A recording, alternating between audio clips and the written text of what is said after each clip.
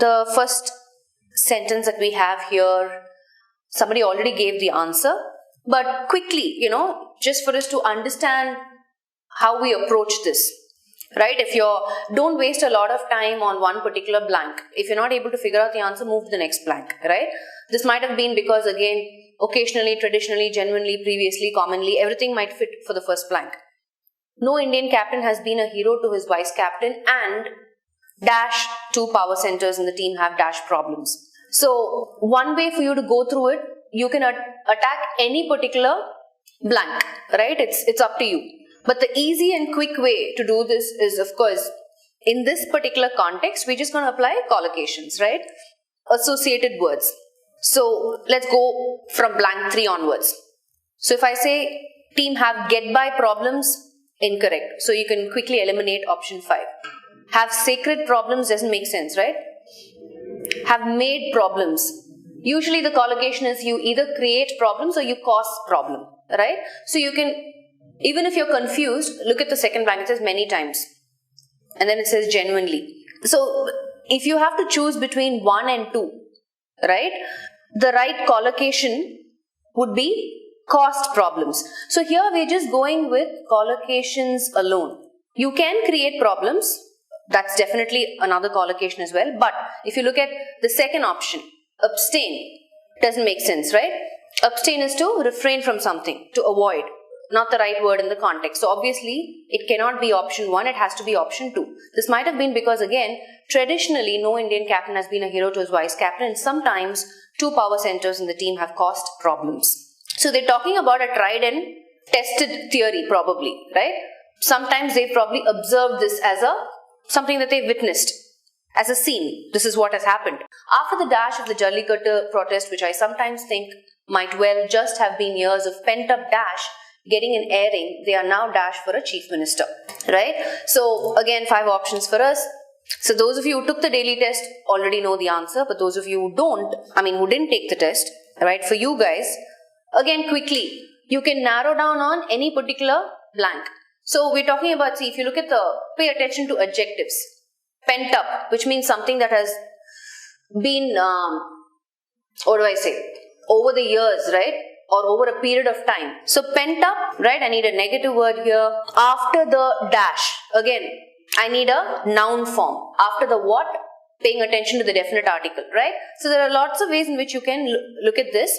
And then here also, the easiest one to look at is, they are now dash. So because I need a noun form in the first one, I can quickly eliminate unfurnished, uninhabited, right? It's either a verb form or an adjective form. You can quickly eliminate this. And even the third blank, we need they are now dash for a chief minister. I need some sort of an action word here, a verb. I need a noun here. I need a negative meaning word here, right? Because the context is telling me, this is my clue. Years of pent up something negative, getting an airing. They are now dash for so authorization, sanction, all nouns. Tussle, noun, hack, noun. You can eliminate this. So the answer is, after the excitement, after the word excitement, MENT, noun form of the Jallikattu protest, which I sometimes think might well just have been years of pent up what? Pent up again is a adjective for us. Dissent means some sort of a difference of opinion, right? So even if I don't know words, I can still look at the context. So in this context, right, tussle means fight, struggle. So what have we done in this context? In fact, I have applied a lot of word class. What is a word class?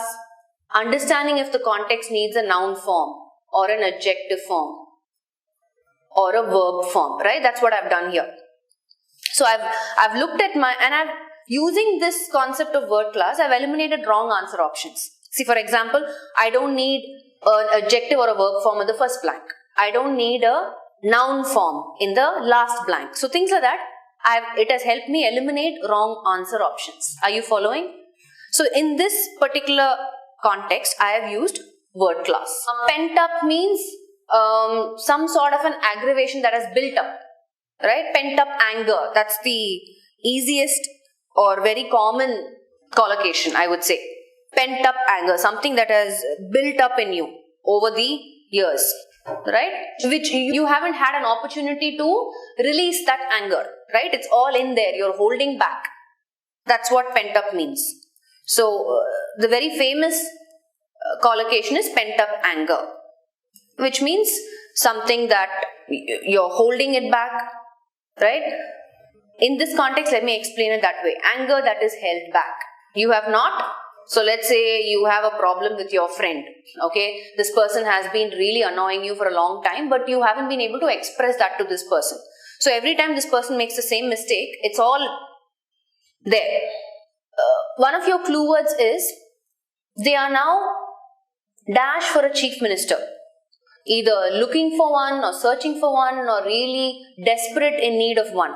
They are, your clue word is this helping verb, auxiliary verb. They are, right? Usually, when you have an helping verb, you will always have a verb following. The main verb will follow. That's pretty much the construction in a sentence, right? So, for example, that's why I said one of the ways in which you can identify, hey, this word, this blank, I need a noun form is articles. Usually, articles precede a noun. You can have an adjective in between describing the noun. So, you can have the handsome boy, right? Where the is preceding this noun boy, handsome is an adjective describing the boy. So usually articles will precede noun. Yes, pent up frustration. Yes, something that you haven't been able to express or release, right? For a long time you've held that in. So one day all that pent up anger and frustration might just come out. Released from the criminal dash sword that used to hang dash over their heads, everyone here suddenly has an opinion on politics and is not dashed to voice it. So here again, as soon as you look at the context, if you're familiar with colloquial phrases, right, you know that someone is not afraid to voice their opinion or voice their concern, right? That's a collocation by itself. Not afraid to do something. In our context, it is to voice their opinion, right? That's the collocation. So here, see a little bit of word class here. Released from the criminal dash. Criminal what? I need a noun form here, right? Criminal is the adjective describing this noun form. So abandoned is not a noun form, yeah? Released from the criminal dash sword that used to hang dash over their heads. Everyone here suddenly has an opinion on politics and is not dashed to voice it. So like we said, if you follow the collocation, you know that the answer is option 1. Menacingly means, menacing means something that poses some sort of a danger or threat, is very threatening. I'm sure all of you know what defamation means, right? This particular person's reputation, right, has been damaged. That's what defamation. So, released from the criminal defamation sword that used to hang dash over their heads, used to hang, so it's posing some sort of a threat or danger over their heads. Everyone here suddenly has an opinion on politics and is not dashed to voice it. See, please understand the concept, guys.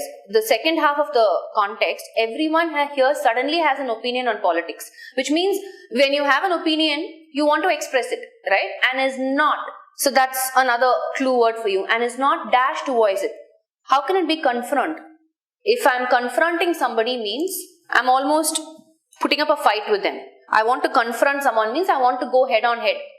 Come face to face with this person. Deal with a particular problem or difficulty. So it's not the right word in the context, right? And is not confront to voice it?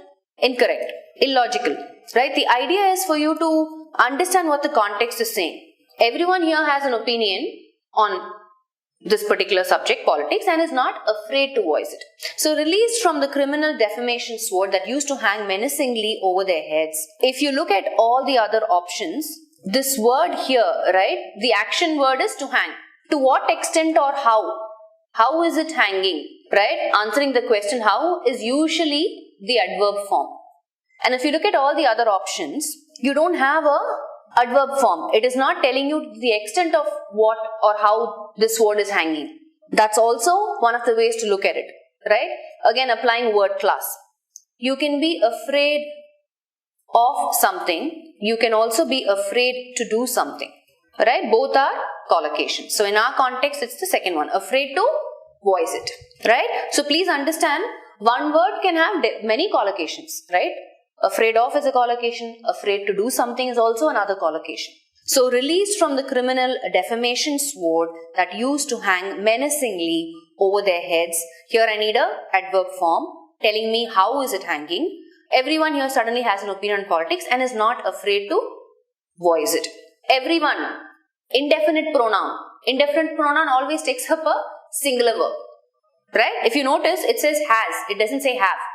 Everyone here has an opinion and is not afraid to voice it. Are you following? It's talking about each and every person. So indefinite pronouns take up singular verb. This is subject-verb agreement rule. Indefinite pronouns, everyone, anybody, somebody, all take up singular verbs. Some collective nouns take a plural verb also, like jury, right? It depends on the context. So there are exceptions when it comes to collective nouns. Some of them take singular verbs, some of them take plural verbs also. Like jury is a good example for that. So depending on what the context is saying.